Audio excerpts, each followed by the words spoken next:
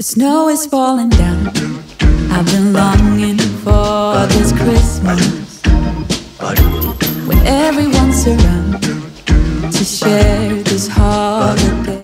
Not sponsored, but I just got the most exciting package from Jenny Bird, and I'll link everything that I picked out. And they sent a few other goodies that they thought I would like as well, and I just like can't believe how much they spoiled me. They are a Canadian brand, which really excites me. And you guys know I love my chains and my jewelry. I'm especially excited about these ear cuffs. You guys know regularly I'm a gold girl, but I've been trying to mix my metals lately. So I'm just gonna put some stuff on. And yeah, oh my gosh, and like look at this little T pendant. Love that. They're so nice. Oh, these are good hoops for every day. Okay, so we have these going on. Guys, not sponsored. I'm just like really excited about this stuff. And I think this would make good gifts too. But we have the Jenny Bird, like this like silver choker, which I think will look really good, like mixing metals. Ooh, I love the way that looks. Oh my God, are you kidding me? That looks so good. I figure I always get my own initial. Why not try to get something different? Got that on. Ooh, this is like the perfect combo. Oh, that looks so good. Okay, so I think that's going to be my new stack, guys. And then these are like the little ear cuffs that they sent over. And I thought that these would look really cool because I used to have my cartilage pierced. Long story short, had to take it out. My ear got like super just like infected and not good. But I thought this would be a good option for those of you guys who are scared of getting another hole or just had an issue like I did. I need a second piercing, guys. Like, I need one. I think it'll look so good. Like, can you imagine if I had another, ooh. Like, can you imagine if I had another hoop? I think this gives a better view of everything. I love the way that these earrings look. Today is Dylan's surgery day. It's already 2:43 and we woke up really early. I took him to the hospital and unfortunately, obviously, I couldn't go because they're limiting the amount of people in there, so no one had like an emotional support person in there unless you needed a translator, which obviously we do not. So yeah, I took him. I've just been waiting for the phone call to pick him up, but he already texted me and he said he is done, so hopefully I'll get the call pretty soon. Yeah, so I have to go and get ready for that. Last night I had like the worst sleep ever. I woke up and I felt so dizzy, like the room was spinning, and it was like 3:30 something in the morning. I was actually kind of freaking out because I was like, oh my God, like did I eat something bad? But that wouldn't have made sense because I ate like hours ago. And I'm pretty sure, I mean, I don't want to diagnose myself, but I think it's like one of two things. It's either I was experiencing vertigo, which I've personally never before. I have like a family history of vertigo, so there's that.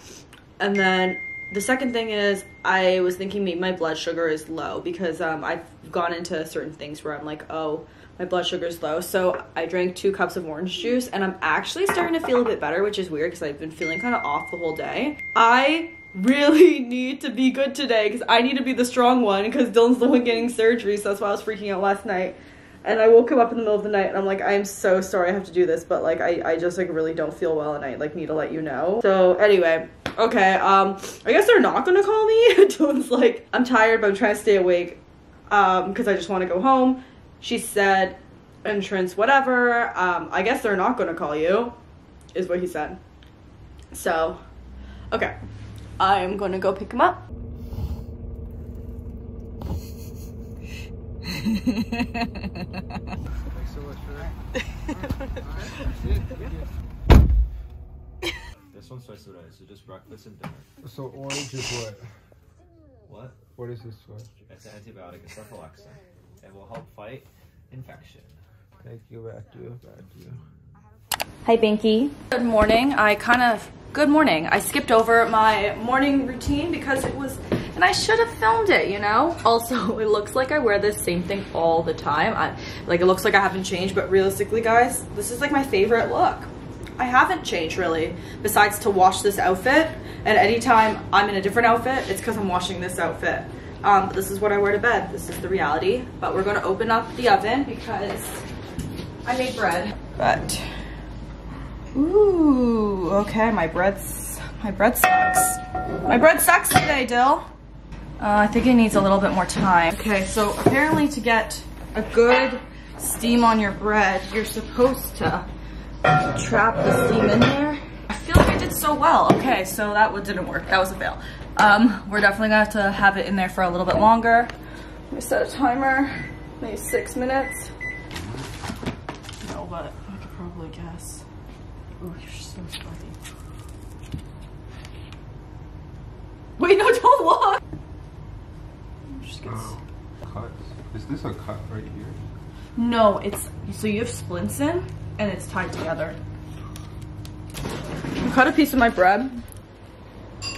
It's still very light, but it doesn't mean it's not cooked. It's just like a chemical reaction with the oven or something when it's crust, like when the crust is brown like this. Not bad. Okay, so I changed my top, guys, because I figured I'm always wearing the same thing. I wanted to mix it up for you guys, but this kind of looks the same. But I love the way the jewelry is just like with this top. I haven't worn something this open in a long time. I actually contoured my nose a little bit differently today. I put a little bit of makeup on, but whatever I did today really, really works. It never, I find that a lot of nose contouring tutorials don't cater towards my nose shape, which I already have quite a narrow nose bridge. In fact, I lack a nose bridge. It's quite flat, but then right here, I'm a little bit more wide. So I find that it's hard to figure out what works for me, but I think I finally found out what works for me. And I want to end off with a little bit of like a wedding / engagement Q&A and answer some of the frequently asked questions that I'm getting.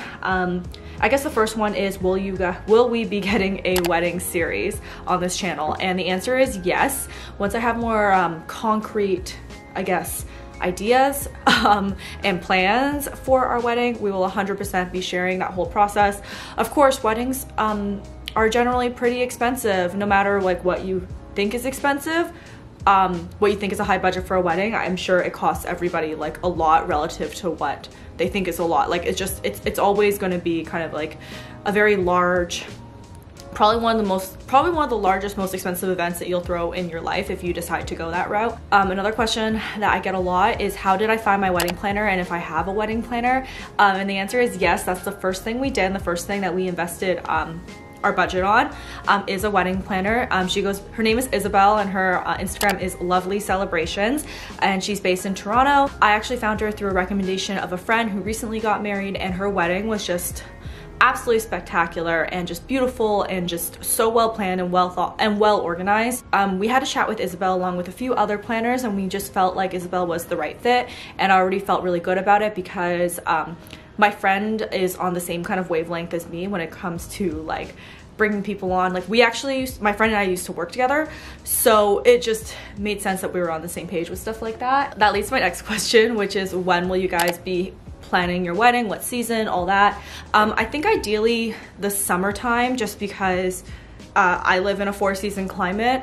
I wouldn't hate going into the fall, but at the same time, the fall can be a little bit tricky here in Toronto just because it comes and goes so quickly. So ideally it would be like end of summer, beginning of fall, but again, we have not booked a venue, but that would be ideal. And then we are planning for 2023. We have not set a date yet, but we have a few. And we have a few dates in mind, and I'll go into that when I talk about like wedding venues and stuff like that. We've already seen a couple. I don't think I'll be sharing it actually, but I'll let you guys know what season we decided. So let's go into some of the questions that you guys have asked. Do you have any venues in mind? So we've been working with our planner closely with a large list. Our list was initially only 3 venues. We actually saw one of the venues, and it's one we actually decided to not move forward with, and then we were only left with 2 venues, and then we just decided, you know what, we have to, most people see more than 3 venues. I think I would just like I think I was just like unsure, and I didn't want to like take up too much time, so I was just like really trying to be like choosy. But it makes sense to see lots of venues. That's what these showings are here for. But in terms of like a vibe and stuff, we don't exactly know. I have like 2 moods that I really, really like. The first one is like a Nancy Meyers movie. I've been telling all my friends, Nancy Meyers makes all of my favorite movies, so I definitely wanted something that was loosely inspired by that, just something really pretty and beautiful. You can check out my Pinterest if you like also have similar taste to me when it comes to this kind of stuff, but Nancy Meyers, Like, she's the one who made The Holiday, The Parent Trap. Those are some of my favorite movies of all time. It's complicated. She just makes Father of the Bride, just so many really, really good movies. Second vibe is something just a little bit more like sexy and intimate and like moody and like just also really beautiful, but more like if you were to get married in a little like brick built restaurant in New York City in like the middle of winter and have it feel very intimate. What color are your bridesmaids' dresses? So one of my best friends is actually getting married this coming year, so it didn't really make sense to choose my bridal party yet and do my wedding stuff so far in advance, because usually it's like the year leading up to the wedding and we haven't even selected a venue, and honestly I don't really want to start planning that kind of stuff till a year out from the wedding date. So I haven't really decided anything about bridal party, but I'm really, really excited to, and I just have so many really good ideas.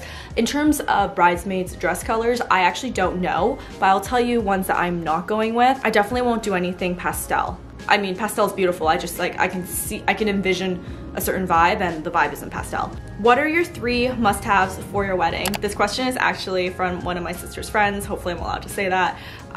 But okay, 3 must-haves for the wedding that we decided really early on is number 1, open bar. We're young, we have friends who drink, we drink, it just makes sense to have an open bar. We want people to stay and party and have fun. Open bar, absolute non-negotiable. I know they get expensive, but it's something we're willing to front the cost on, I guess. Number 2 is a really, really good photographer and videographer.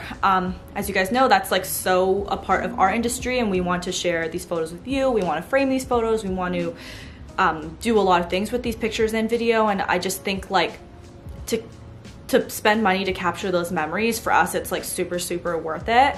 I actually am planning to have an unplugged ceremony because our ceremony, my plan is that the ceremony won't be that long, so if everyone could get off of their cell phones and iPads for like 20 minutes while we get married, that would be so ideal. But if people aren't capturing it themselves, we obviously will want someone who is amazing to capture the ceremony as well as the reception, even though reception obviously people will have their phones. But it's just something we really feel passionate about and something we've always talked about. We will get an incredible photographer and videographer. And the third thing, we actually already, I mean, these are all like budget things, I guess, but obviously like 3 must-haves would be that it's like amazing and spectacular and we're gonna remember it forever. But like in terms of like things that we've allotted budget for and larger budgets for, besides a venue, of course, is our wedding planner. In terms of, this is the largest event that we are planning, and it would make so much sense to obviously have an incredible planner to facilitate the day. I don't want to hear anything about what's wrong on the day. We have so much trust in Isabel. We already think she's so great that like I know I won't have to worry about that stuff. But I think investing in a good planner to facilitate your day and just plan leading up to it is so great. So those are our top 3. And then let's move on to engagement ring questions. So the first was, would you recommend designing the ring together or being surprised? It's funny because there's like a TikTok trend going around that's like, what if my fiance proposes with a like a white gold band when I'm like a yellow gold kind of girl? And Dylan's laughing over there. But like, I think that's something you should talk about with your future fiance with. Dylan knew exactly what we wanted. Obviously went through a whole entire engagement ring design process together because we were working with a company to create content and stuff like that as well.